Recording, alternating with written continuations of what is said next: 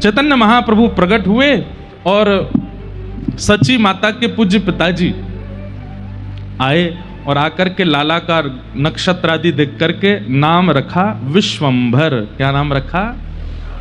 विश्वंभर नाम रखा। लेकिन विश्वंभर तो नाम हुआ, लेकिन आपका जब जन्म हुआ था तब वहां नीम का वृक्ष था, और जब तक नामकरण नहीं हुआ तब तक माताएं बहनें कुछ ना कुछ नाम रख ही देती हैं बालक का। इसलिए नीम वृक्ष के पास जन्म हुआ तो सब गांव के लोग आपको निमाई कह करके पुकारने लगे, और आपका बाल्य भाव में नाम निमाई हो गया।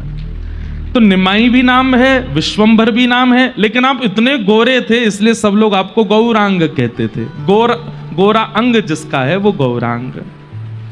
गौर भी कहते, गौरांग भी कहते, गौरचंद्र भी कहते, क्योंकि जब इनका जन्म हुआ तब पूर्णिमा थी।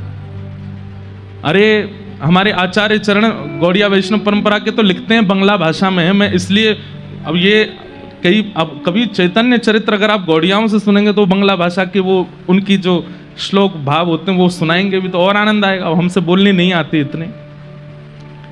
वे कहते हैं कि जब गौर चंद्र प्रकट हुए तो ग्रहण क्यों पड़ा?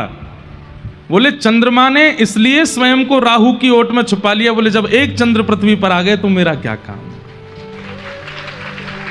जब एक चंद्र का प्रादुर्भाव हो ही गया है तो फिर हम किसका? इसलिए ग्रहण पड़ा। अब वो संसार के लिए ग्रहण था, लेकिन अंतरंग भाव तो ये था।